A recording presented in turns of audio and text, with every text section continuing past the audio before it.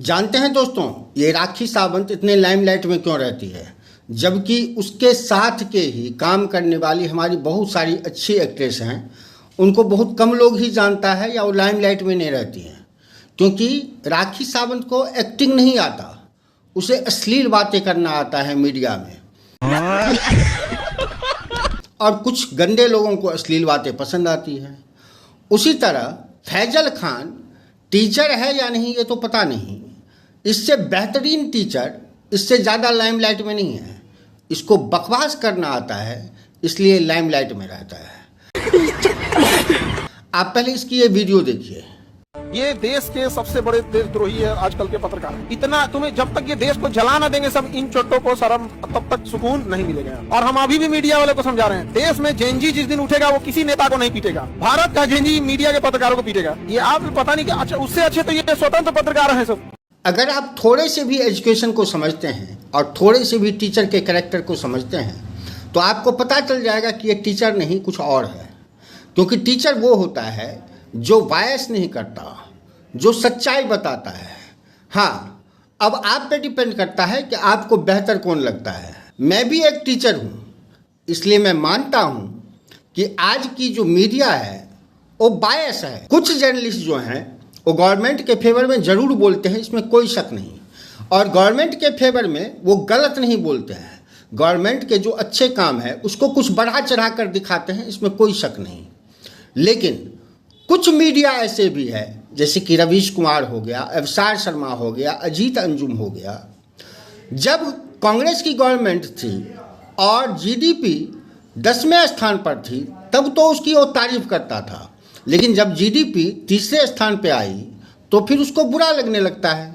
तो इस तरह के मीडिया के बारे में भी टीचर को बताना चाहिए। अगर गवर्नमेंट कहीं पे रोड बनवाती है, हाईवे बनवाती है और 5 घंटे पहले पहुंचा जा सकता है, तो फिर रवीश कुमार जैसे क्वेश्चन करते हैं कि 5 घंटे पहले पहुंच के करेंगे क्या। ऐसे नॉनसेंस जर्नलिस्ट के बारे में कोई क्वेश्चन नहीं उठाया जा सकता। अगर ये मीडिया, जिसको ये लोग गोदी मीडिया कहते हैं, अगर ये कुछ गलत है तो इनकी गलती हमारे देश को नुकसान नहीं पहुंचाता है। लेकिन वही रवीश कुमार है, जब 26/11 हुआ था तो एक इंफॉर्मेशन मीडिया के थ्रू पाकिस्तान को दे रहा था और हमारे देश का नुकसान कर रहा था। इस पे कोई क्वेश्चन मार्क्स नहीं उठाया जाता। ये अजीत अंजुम है, जब बंगाल में हिंदुओं का नरसंहार हो रहा था उसी समय बाबा रामदेव ने रुआवजा शरबत पे क्वेश्चन उठा दिया था।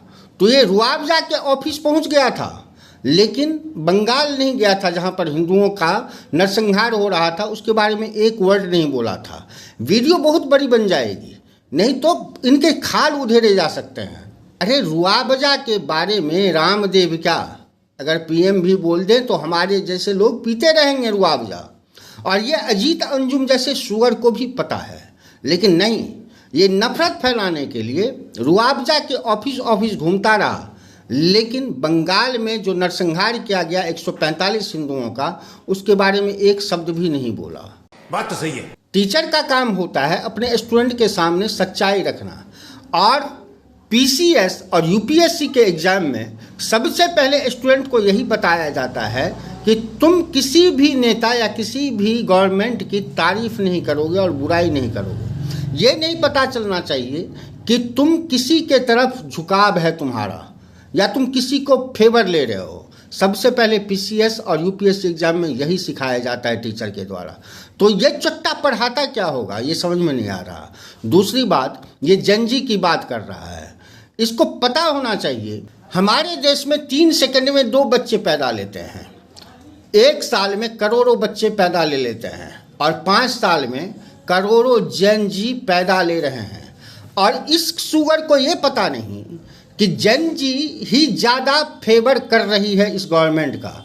मतलब जेनजी जो है वो समझ रही है कि देश में क्या चल रहा है, जिसका नतीजा है कि बीजेपी का वोट परसेंट पिछले 12 साल में बढ़ता ही गया है। क्योंकि हर साल जेनजी 18 साल के होते हैं और उनका फेवरेट बीजेपी है। अगर वो जेनजी मुसलमान ना हो तो, और संजोग से मुसलमान की भी पॉपुलेशन बढ़ रही है, बल्कि उनकी ज़्यादा बढ़ रही है। लेकिन वोट परसेंटेज बीजेपी का बढ़ रहा है। इससे इन जैसे फटीचर टीचर को समझना चाहिए कि देश क्या सोच रहा है, देश का डिमांड क्या है। किसी ने मुझसे पूछा कि आप राहुल गांधी के अगेंस्ट क्यों रहते हैं, राहुल गांधी एक बहुत अच्छा इंसान है। मैंने कहा कि राहुल गांधी एक अच्छे इंसान हैं, चलो मैं मान लेता हूँ, तो दुनिया की सबसे अच्छी इंसान मेरी माँ है। क्या मैं अपने माँ को प्राइम मिनिस्टर बना दूँ? देश को अच्छे इंसान की ज़रूरत नहीं है, देश को अच्छे प्राइम मिनिस्टर की ज़रूरत है। और ये देश का भाग्य है, सौभाग्य है कि हमारा पीएम एक अच्छे इंसान होने के साथ साथ एक अच्छा पीएम भी है, एक अच्छा लीडर भी है। इसलिए फैजल खान, अपनी बकवास तुम जितने जल्दी हो सके बंद करो, नहीं तो जंजी जिस दिन तुम्हें जूते मारने शुरू करेंगे, तुम्हें रास्ता नहीं मिलेगा भागने का।